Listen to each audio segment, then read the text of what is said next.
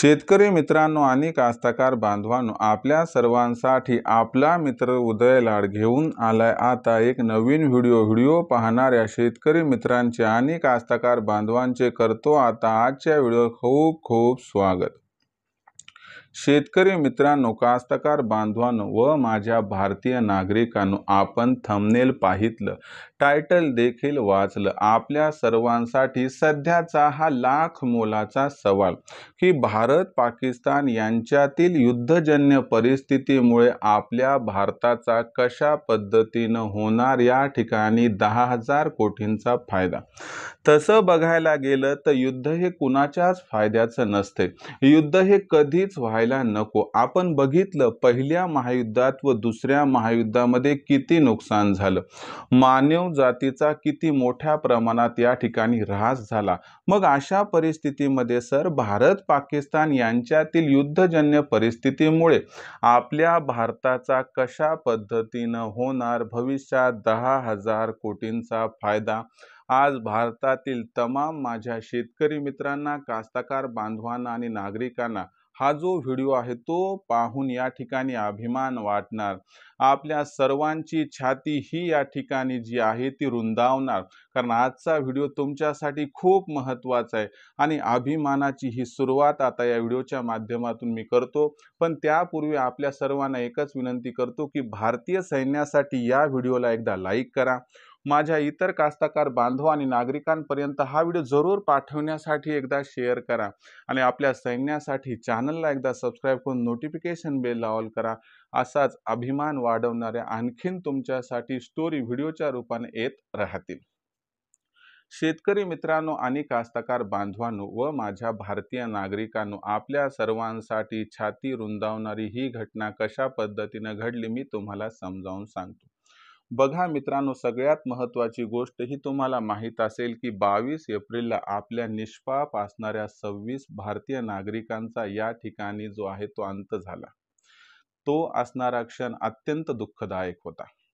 आज त्यांच्या कुटुंबावरती म्हणजे पर्यायाने आपल्या भारतीय कुटुंबावरती काय त्या ठिकाणी बीतत असेल हे तुम्हाला मला वेगळं सांगण्याची गरज नाही, कारण चूक नसताना देखील चुकीची शिक्षा या आपल्या भारतीय कुटुंबांना भोगावी लागली। याचं सडेतोड प्रत्युत्तर म्हणून मोदी सरकारने ऑपरेशन सिंदूर लॉन्च केलं। आपल्या माता भगिनींचं जे कुंकू पुसल्या गेलं त्याचा हा त्या ठिकाणी परतफेडीचा कालावधी होता। याच्यात घडलं कसं तर 7 मेच्या रात्रीपासून जोपर्यंत युद्धजन्य परिस्थिती निवळत नव्हती तोपर्यंत भारतीय असणाऱ्या क्षेपणास्त्रांनी व त्यासोबत असणाऱ्या एअर डिफेन्स सिस्टीमने कौतुकास्पद कामगिरी केली। याच्यामध्ये आपल्या सैन्याचं कौतुक जेवढं करावं तेवढं कमी आहे। खरंच हे आपलं सैन्य जीवावर उदार होऊन आपल्या भारताच्या संरक्षणासाठी आगेकूच करते आणि खरं या सैन्याला माझ्याकडून या क्षणी सॅल्यूट। असं सैन्य जगाच्या पाठीवर इतर कोणत्याही देशाचं नाही आणि आज मला अभिमान वाटतो, गर्व वाटतो जन्मला तेव्हापासून की या पृथ्वी तलावरती या देवानं मला भारतासारखा देश म्हणून दिला। हे न फिटणारं मातीचं ऋण आहे की जी कधीही फिटू शकत नाही। जर पुन्हा कधी जन्म घ्यायचा असला तर मी या ठिकाणी देवाला एकच विनंती करेल, फक्त भारतात आणि माझ्या भारतातच मला जन्म दे, कारण भारतीय म्हणून जगण्यात जी मजा जो अभिमान आहे तो इतर कुठेही नाही। त्यानंतर बघा मित्रांनो झालं कसं, आता हे ऑपरेशन सिंदूर तर लॉन्च झालं, ओके। याच्यानंतर झालं काय मित्रांनो की आपण बघितलं की समोरच्यांनी ही एअर डिफेन्स सिस्टीम तिथं लावली होती, आपण पण लावली। त्यांनी आपल्या एअर डिफेन्स सिस्टीमला टार्गेट केलं, धडाधड धडाधड धडाधड त्या ठिकाणी जे आहेत क्षेपणास्त्र डागले, त्याच्यामध्ये ड्रोन सुद्धा होते, ओके। आता झालं असं की त्यांचे ड्रोन, त्यांची जी काही शस्त्रास्त्र होती ती आपल्या एअर डिफेन्स सिस्टीमच्या सर्कल 1 त्या ठिकाणी ध्वस्त केली। तुम्हाला एक गोष्ट सांगतो की ते सर्कल जरी भेदल्या गेला असतं तर आणखीन आपले 3 ते 4 सर्कल शिल्लक होते। म्हणजे असं नाही की ते जर आपलं एक सर्कल भेदलं की झालं आपल्याला इकडे अटॅक झाला, अजिबात नाही। फक्त ते L-17चं आणि S-400चं पहिलं सर्कल होतं, असे आणखीन 3-4 सर्कल होते। आपल्याला या परिस्थितीत 1% नुकसान झालं नाही। 100-200 कोटीचं जे नुकसान झालं असेल ते फ्लाइट थोडं कॅन्सल झालं, IPL थोडं लांबलं याच्यामुळे झालं असेल ते इट्स ओके, नो प्रॉब्लेम। आता बघा झालं कसं तुम्हाला सांगतो की त्यांनी इथं डागलं, मग त्याच्यानंतर प्रत्युत्तर म्हणून आपण टाकलं. आपण पहिल्यांदा काहीच करत नाहीत, हे लक्षात घ्या. आपला देश आणि आपले नागरिक एवढे त्या ठिकाणी सज्जन आहेत, की समोरच्यानं केल्यानंतर त्याला एक संधी देतात आणि संधी दिल्यानंतर आपण त्या ठिकाणी त्यांची परतफेड केली. पण आता थोडा काळ बदललाय. आपली सहनशीलता थोडी संपत आली म्हणून एवढी मोठी कारवाई करण्यात आली. ओके. आता त्याच्यानंतर तुम्हाला सांगतो झालं असं, की हे सगळं घडत असताना आपण एक गोष्ट अनुभवली असेल, की त्यांच्यामुळं आपल्या डिफेन्स सिस्टमला काही झालं नाही. आपलं नुकसान कोणत्या एअरबेसचं झालं नाही, काही नाही. तुमच्यापर्यंत एखादा व्हिडिओ पोहोचला तर फेक व्हिडिओ, काही त्याचा संबंध नाही. आता झालं काय, की आपण जेव्हा प्रतिहल्ला चढवला, त्याच्यामध्ये त्यांच्या एअर डिफेन्स सिस्टम फक्त क्षणार्धात संपुष्टात आल्या. त्यांनी कुठून खरेदी केल्या होत्या?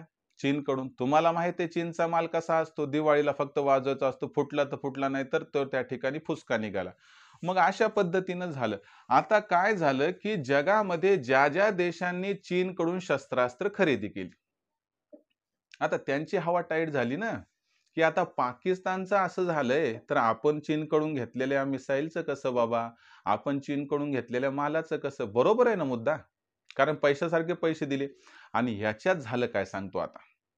भारताच्या शस्त्रास्त्राचं नावलौकिक पूर्ण जगभर झालं.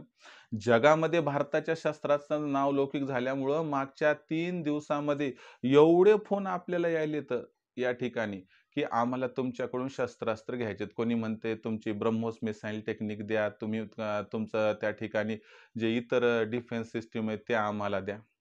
आता याच्यात कोणत्याबद्दल कॉन्ट्रॅक्ट होणार, नाही होणार ही वेगळी गोष्ट.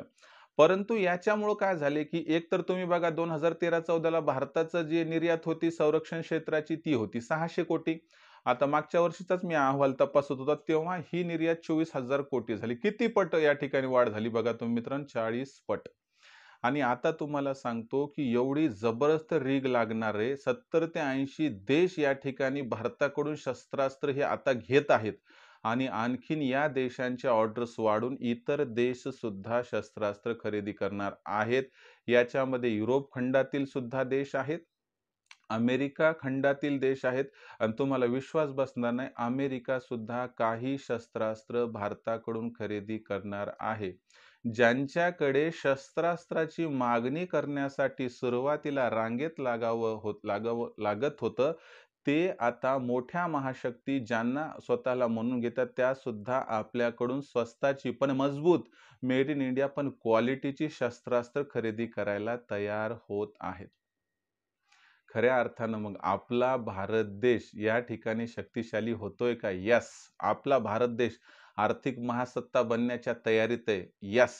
आणि मग अशा परिस्थितीत बघा, की आपला माल एकदम क्वालिटीचा, आपली शस्त्रास्त्र एकदम क्वालिटीची आणि याचं नावलौकिक जर जगभर झालं, तर तुमची माझी छाती ही फुगणार का नाही? रुंदावणार का नाही? त्याच्यामुळे रुंदावली. आणि इन प्रॅक्टिकल विचार करायला गेलं तर पुढील एका वर्षामध्ये कमीत कमी 10,000 कोटीचा नव्यानं या ठिकाणी शस्त्र निर्यातीचा कॉन्ट्रॅक्ट या ठिकाणी होणार आहे. आणि अशा परिस्थितीमध्ये ह्या युद्धजन्य परिस्थितीत सुद्धा या मंदीत संधी भारतानं अशी साधली आहे. पण भारतानं काही वेगळं केलं नाही. भारतानं जे आहे ते त्या ठिकाणी केलं. भारताचा माल जगभर लोकं म्हणतात क्वालिटीचा असतो. भारताचा माल क्वालिटीचा असतो. भारताचे व्यक्ती, लोक हे क्वालिटीचे असतात आणि भारताचं सैन्य तर A1 क्वालिटीचं आहे. त्याच्यामुळं भारताच्या व्यक्तीवरती, सैन्यावरती आणि क्वालिटीवरती कधीही कसल्याही प्रकारचं त्या ठिकाणी जो आपण म्हणतो डाऊट नव्हता. आणि याच्यामुळे मित्रांनो, इथून पुढे भारत देश फक्त तुम्हाला वाटत असेल, की भारत काय विकतो? भारत तांदूळ निर्यात करतो. भारत काय विकतो? भारत कांदा विकतो. आता कांद्याचे, तांदळाचे दिवस तर आहेत. पण याच्या सोबत भारत आता शस्त्रास्त्र निर्यात करत आहे आणि पुढील एका वर्षात 10,000 कोटीचे शस्त्रास्त्र हे निर्यात होणार आहेत. ही फक्त सुरुवात है. ये तो सिर्फ झाकी है, पूरी दुनिया को झुकाना अभी बाकी है असं म्हणायला हरकत नाही. आणि खऱ्या अर्थानं आज हा व्हिडिओ सादर करत असताना एवढं जबरदस्त वाटतंय. आज एक भारतीय म्हणून एवढं भारी वाटतं, की खरंच जन्माला यावं तर आपल्या आई पोटी, ते देखील आपल्या भारत भूमीमध्ये. आणि असा सोहळा पुन्हा व्हावा आणि असं हे व्हायला हवं. तर या पद्धतीने युद्ध अजिबात होऊ नये. परंतु या युद्धानं जे भारताचं एक नावलौकिक झालं, त्याला मात्र त्या ठिकाणी खरंच तोड नाही. आजही ज्या कुटुंबावरती ही अडचण आली त्यांच्यासोबत आम्ही आहोत आणि एक भारतीय म्हणून तुमच्यासोबत आम्ही जोडले राहणार. कारण तुम्ही जरी नावानं, आडनावानं वेगळे असले तरी आपलं रक्त फक्त भारताचे आणि भारतीयासाठी एवढं मात्र खरं. तर या पद्धतीनं तुम्हाला आता हा व्हिडिओ कसा वाटला? खरं तुम्हाला सुद्धा बरं वाटलं का नाही?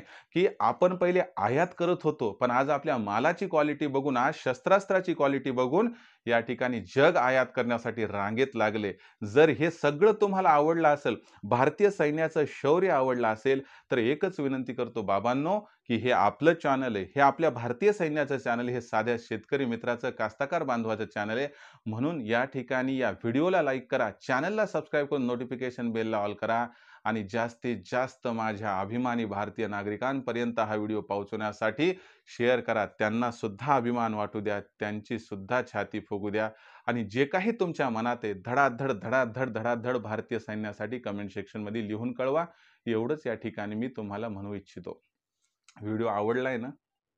लाईक करा आणि शेअर करून नोटिफिकेशन बेलला ऑल करा. त्यापूर्वी सबस्क्राईब करा.